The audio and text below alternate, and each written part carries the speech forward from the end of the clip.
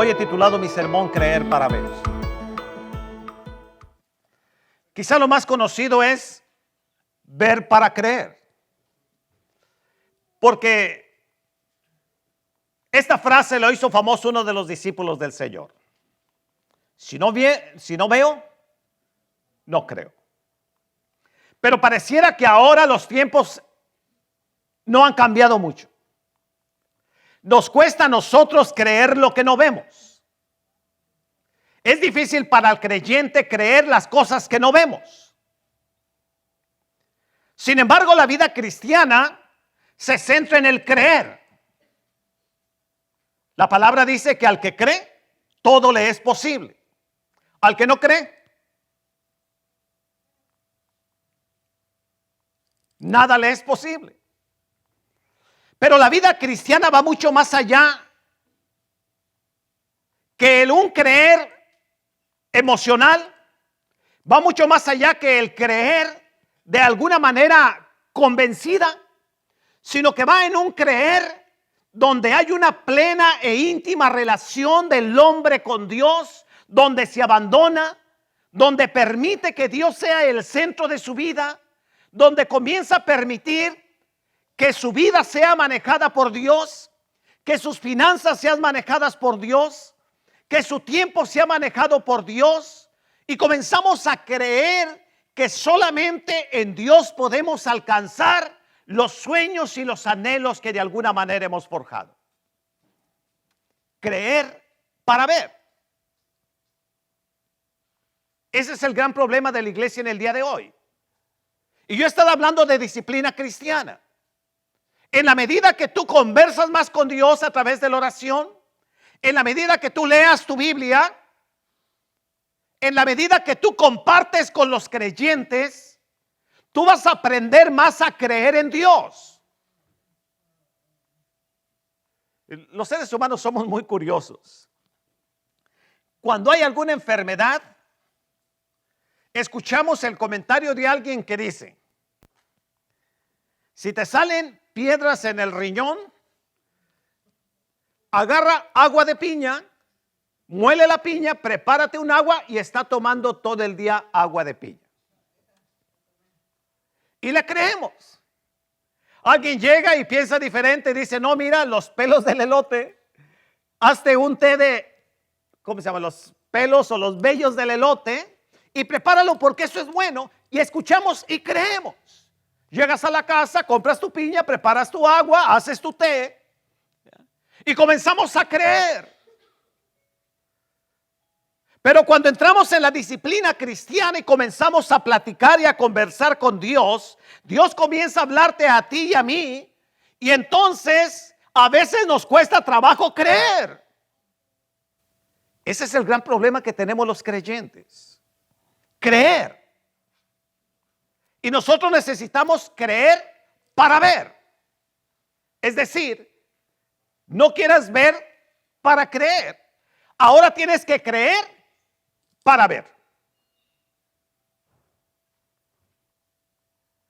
Ahora, Dios tiene sus perfectos planes para tu vida. Ellos han estado desde antes de que tú nacieras. Los planes de Dios han sido perfectos para tu vida. Quizás tú no los conoces. Cada mañana te preguntas a dónde te va a llevar Dios. ¿Qué va a hacer ese día Dios? Pero el plan Dios lo ha trazado. Y Dios lo va a ir revelando en la medida de tu disciplina y tu intimidad con Él. La pregunta es: ¿en realidad le crees a Dios? ¿Crees lo que Dios te dice? ¿O está bien, pero suena bonito, pero a veces no estamos convencidos del todo? Y por eso es que no nos entregamos a la disciplina cristiana. Un ejemplo. La palabra dice: estudien la Biblia porque en ella van a encontrar el testimonio acerca de mí. Habla Jesús y dice: y yo soy la vid y yo los voy a llevar al Padre. Pero nosotros llegamos a la casa y el pastor no puede hablar el domingo, o alguien nos lo dice, llegamos a la casa y no leemos la Biblia. ¿Le pasa a usted? A lo mejor de esos no hay aquí, qué bueno. Pero esa es la condición del ser humano. Pero Dios tiene su plan perfecto que Él ha formado desde el principio de la creación. Es decir, tú no eres una casualidad, ni eres una causalidad. En realidad lo que tú eres es una creación perfecta de Dios, que Dios tiene sus planes y proyectos para ti. Ahora, Génesis capítulo 1, versículo 1. En el principio crió Dios los cielos y la tierra. Quiero decirte esta mañana que todo lo que nosotros vemos, lo que somos, lo que tenemos, lo que poseemos, es creación de Dios. ¿Qué tienes tú que no sea de Dios? ¿Qué traes en la bolsa que no sea de Dios? ¿Qué hay en tu casa que no sea de Dios? ¿En realidad crees que todo lo que tienes es de Dios? ¿O hay momentos en que de veras te convences que lo mereces tanto, que has trabajado tan duro, que mereces lo que tienes? La Biblia dice que todo lo creó Dios. Él dice: yo soy el dueño del plata, del oro, el aire le pertenece, las grandes montañas. La esposa esa linda que tú tienes a tu lado, aunque tú dices es mi esposa, también le pertenece a Dios. Ese lindo chico que está a tu lado, aún ya con las arrugas del paso de los años y que te pertenece, que tú dices es mi esposo, le pertenece a Dios. No hay nada que le pertenezca al ser humano, todo le pertenece a Dios. Sin embargo, nosotros de alguna manera siempre tenemos ese sentido de pertenencia. Mi hijo, mi esposa, mi casa, mi dinero, mi carro, mi iglesia, mi mundo, mi ciudad, mis papeles, y nos tomamos posesión de todo lo que nos rodea, y Dios te sigue diciendo: te equivocas, todo me pertenece a mí. ¿Traes tu cartera? Sácala, ve lo que hay adentro, también es de Dios. Tus tiempos también son de Dios. Pero nosotros a veces no creemos en esto, nos cuesta trabajo creerlo. Nos esforzamos, gastamos nuestros tiempos, nuestros sueños, nuestras fuerzas, porque queremos más. Y nos olvidamos que en realidad la vida no tiene garantizado nada de lo que tú posees. Que hoy en este día podía acabarse toda tu riqueza, podría terminarse toda tu familia, podría terminarse tus tiempos, podría terminarse lo que dices que es tuyo, porque en realidad le pertenece a Dios. Se dice que en el año de 1923, un grupo de hombres se reunieron, los grandes economistas se reunieron para ver la situación que estaba imperando en el mundo de entonces. Y los hombres más importantes que tenían los mayores capitales en la ciudad de Chicago se reunieron para ver qué podían ellos hacer para transformar la economía de su tiempo. Entre ellos había 6 hombres. El primero era Carlos Schwab. Era el presidente de la compañía de aceros más grande del mundo. Los últimos años de su vida vivió con dinero prestado. Arturo Cutten, magnífico y próspero especulador de mercancía, un hombre rico, murió en el extranjero en una cruel pobreza. Ricardo Whitney, presidente de la Bolsa de Valores de Nueva York, fue sentenciado a cumplir una condena en la prisión de Sing Sing. Alberto Fall, miembro del gabinete del presidente de Estados Unidos, fue perdonado de la pena de prisión para que pudiera morir en casa. Leon Fraser, presidente del Banco Internacional de Convenios, terminó con su vida cometiendo un suicidio. Iván Kreuger, jefe del monopolio económico más grande del mundo, terminó también su vida cometiendo suicidio. ¿Qué tienes tú?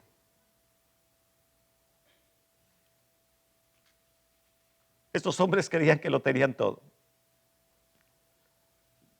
Y al final se dieron cuenta que en realidad nada les pertenecía. Alguien dijo que cuando murió Rockefeller le preguntaron a su contador, ¿no? ¿Cuánto dejó? Una pregunta curiosa. Y el contador le dijo, todo. No se llevó nada. Los hombres creemos que tenemos y poseemos y que está ahí lo mejor. Pero Dios esta mañana te dice, todo es mío. No hay nada que te pertenezca. Y voy a tomar la vida de Moisés para tratar de ejemplificar esto. Éxodo capítulo 4 versículos 1 y 2. Entonces Moisés respondió diciendo, he aquí que ellos no me creerán, ni oirán mi voz, porque dirán, no te apareció Jehová. Y Jehová dijo, ¿qué es eso que tienes en tu mano? Y él respondió, una vara. A mí me sorprende la vida de un hombre llamado Moisés. Estudió en las mejores universidades de su tiempo. Se crió al lado de la alta sociedad, a los pies de Faraón. Su posición económica era deseada por cualquiera de los otros jóvenes de su tiempo.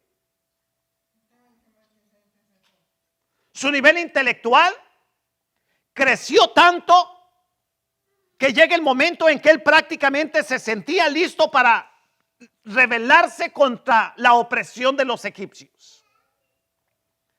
Estaba viviendo en las alturas, tenía todo. No había ningún joven, ningún hombre al cual Moisés pudiera desear lo que el otro tenía. Pero un día, por las mismas circunstancias y bajo la expectativa de que Dios cumple su propósito en la vida del hombre, dejó la grandeza para ir al desierto. Y en el desierto de nada sirve tener un título de teología. De nada sirve tener una carrera próspera. De nada sirve tener un nivel intelectual alto. En el desierto es tierra de chacales, es tierra de alacranes, es tierra donde no hay expectativas de vida. Y tendrás títulos, tendrás dinero, tendrás poder o tendrás lo que quieras, pero en el desierto todo se acaba. Y eso le pasó a Moisés. Él tuvo que entender de esa manera, y tú y yo tenemos que entender de esta manera, que todo lo que tienes en un abrir y cerrar de ojos acaba. Y aquel hombre llamado Moisés llega el momento en que Dios tiene que enfrentarlo. Dios siempre cumple el propósito de él en tu vida. A mí muchas veces me ha jalado y me ha agarrado de la oreja y me vuelve a alinear. Y a veces sus hermanos de la iglesia para volverme a golpear y decirme, por aquí es donde te voy a llevar. Y Moisés tuvo que aprenderlo de Dios. Todo lo que tienes delante de la presencia de Dios es nada. Esos que tienen casas en la playa, yo no sé cuántos hay. ¿Ninguno? No la quieren prestar, ¿eh? Todo lo que tienes delante de Dios es nada. Y Moisés tuvo que aprender. Lo único que le quedaba a Moisés en el desierto ya no era su preparación. Y la palabra dice que Dios le pregunta a Moisés y le dice, ¿qué tienes? Y él le dice, Dios, no tengo nada. Lo único que tengo es una vara. La vara de Moisés. Eso es todo lo que tenía Moisés. El ganado era de su suegro. Lo que tenía era de su suegro. Lo único que tenía era una vara. ¿Cuánto podía valer una vara? Yo voy a traer una vara esta mañana. Hay tantas tiradas ahí que tú puedes escoger la vara que más te guste. Yo recuerdo cuando yo iba a cuidar el ganado de papá, aquella vaca negra que tenía, me dejaba al pie de la carretera y yo había aprendido que la gente de campo siempre traíamos una vara. Y yo era un niño, 7 años, pero cortaba mi vara. Y traía mi vara en la mano y con esa vara yo me defendía, le pegaba a la vaca y hacía lo que yo quería. Una vara. ¿Qué tienes tú esta mañana? ¿Qué tienes? ¿Podrías hacer tu inventario y decirle al Señor, Señor, esto es lo que tengo? Moisés tiene que enfrentar y decir, Dios, no tengo nada, solamente tengo esta vara. Yo supongo que esa vara era con la que él estaba conduciendo a sus ovejas. Era un instrumento importante para él, su vara. Con él rescataba a sus ovejas cuando caían en la pelea con algún animal salvaje. Pero era todo lo que tenía. Una vara. Esa vara se hizo famosa, ¿no es cierto? Esa era la vara que tenía Moisés. La gran pregunta esta mañana es, ¿tú qué tienes? Si Dios en esta mañana te habla a tu vida y te dice qué tienes, ¿qué le vas a decir que tienes? ¿Qué hay? A veces nos gusta que la gente conozca que tenemos. El otro día alguien me decía, ¿ya? Pastor, hay un chico que, ¿cómo presume, no? Y él dice, no, yo voy a hacer porque tengo y voy acá porque tengo. ¿Qué tienes? ¿Sabes que hay algo que a mí a veces, no sé si me molesta, me lastima o no sé qué pasa en mi vida, pero a veces cuando despreciamos a un hermano, a un amigo, porque él no tiene papeles, porque él no tiene, ¿qué tienes? Yo tengo una cosita verde con la que me dejan entrar y salir y en cualquier momento cuando entre me la quitan. ¿Qué tienes? Quiero decirte que nada de lo que tú tienes en realidad te pertenece. Y que lo que tú tienes ha sido dado a ti por gracia de Dios. Para que tú seas el administrador de los recursos que tú tienes. Esa cuenta de cheques que hay en el banco es de Dios. Y cuando Dios quiera te la quita. Y te la ha dado a ti para que tú puedas ser sabio administrador de ello. Esos hijos que tienes son de Dios. Y es triste, pero cuando Él quiera te los quita. Duele, sí. Porque tenemos ese sentido de posesión. Mi hijo. Y cuando Dios te quita lo que tú sientes que es tuyo, te duele. Porque en realidad nuestro problema es el creer que son nuestros. Moisés tenía una vara. Ahora mira lo que pasa con esa vara. Eso que tú tienes. Éxodo capítulo 4 versículo 20. Entonces Moisés tomó su mujer y sus hijos y los puso sobre un asno. Mira que abajo había caído, ¿no? Andaba en caballos en Egipto, ahora andaba en asno. Y volvió a tierra de Egipto. Tomó también Moisés la vara de Dios en su mano. Es decir, esa vara que era de Moisés, llegó el momento en que ya no era de Moisés. Ahora esa era la vara de Dios. Y eso hacía la diferencia.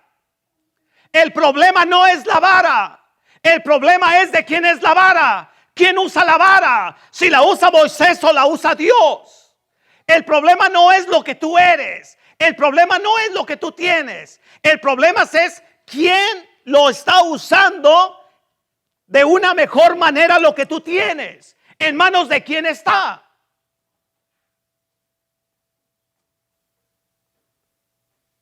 Ahora esa vara era la vara de Dios.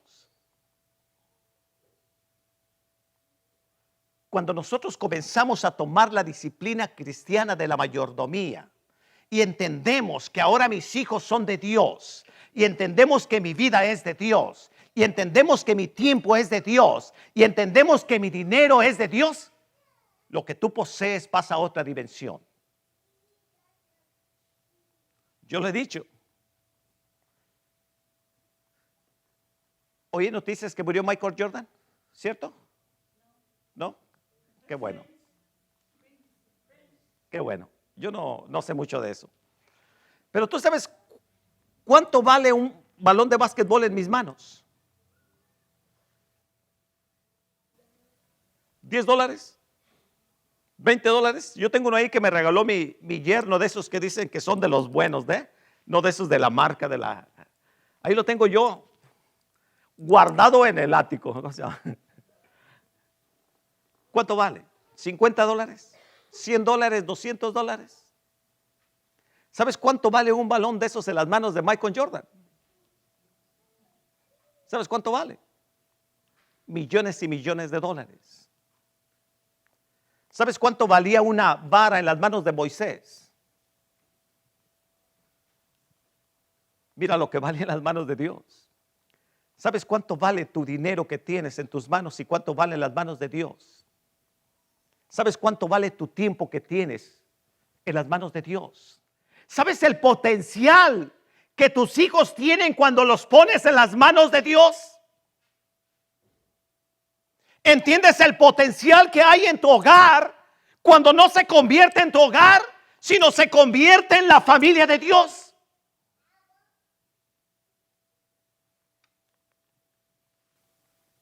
Mira lo que pasó con la vara.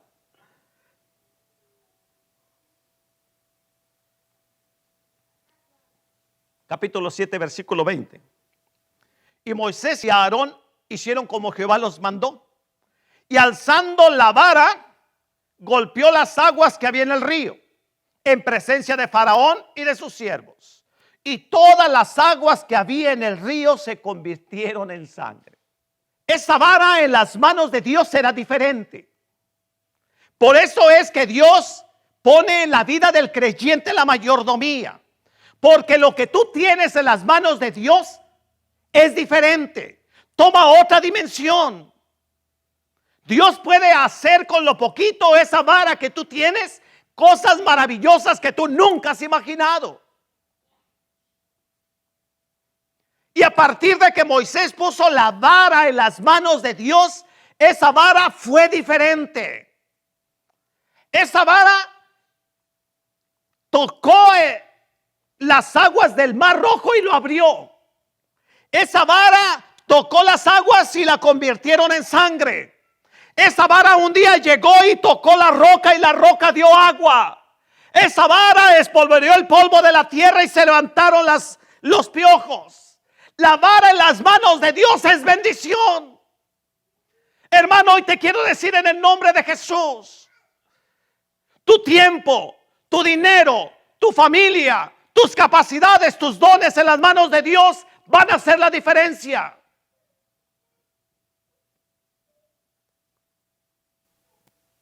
Pero tenemos que tomar la disciplina cristiana de entregar como buenos mayordomos lo que es del Señor y entregárselos a Él.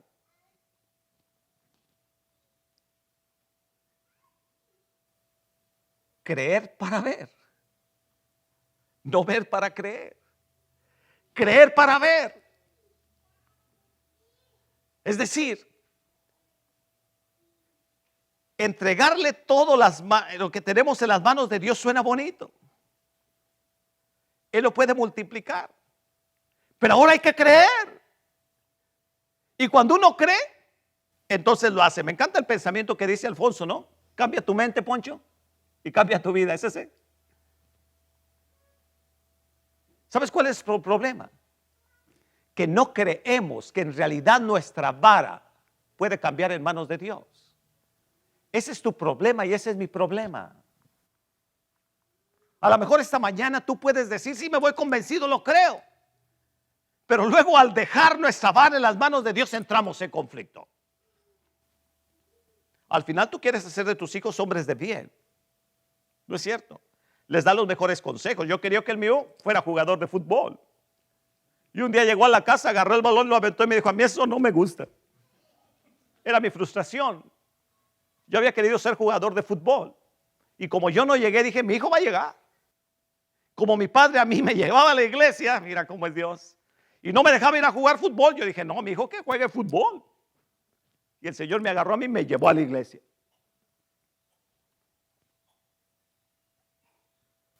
Nosotros tenemos sueños para nuestros hijos, pero escúchalo bien.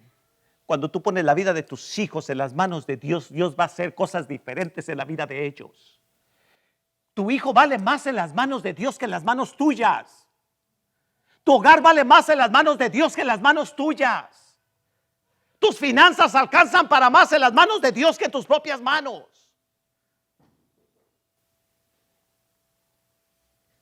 Esa vara en las manos de Dios comenzó a hacer maravillas. Si tú esta mañana decides ser disciplinado en tu mayordomía, entonces Dios va a bendecir tus capacidades. Dios va a aumentar tus capacidades. Pon tus talentos, tus dones a los pies del Señor. Dile: Señor, yo sé tocar guitarra. Señor, yo sé arreglar electricidad. Señor, yo no tengo nada más que una vara. Pues trae la vara, pero ponle las manos del Señor. Dios va a usar lo poco que tú tienes, pero en las manos de Dios van a acontecer grandes cosas como tú no has imaginado. El jueves llegué yo, tenía la reunión con los jóvenes. Los jueves me reúno con los jóvenes. Jóvenes, vengan a las 7:30. A veces hay café.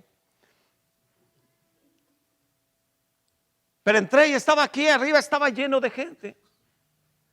Había dos violines, había un cello, había 3 guitarras, había una batería, había un teclado, no sé cuántas cosas aquí había arriba.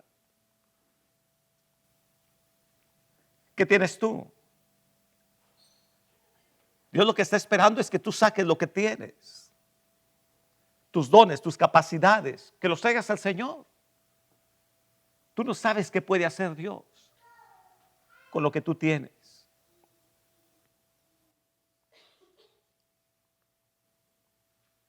Esa vara, a partir de ese día en que Moisés lo puso en las manos, comenzó a vivir lo que yo llamo el gran Dios de las cosas pequeñas. Mira qué interesante. El gran Dios de las cosas pequeñas. Porque Dios puede hacer grandes cosas a través de las cosas pequeñas que tú tienes. Dios puede hacer cosas como nunca has imaginado con esas cosas pequeñas que tú tienes.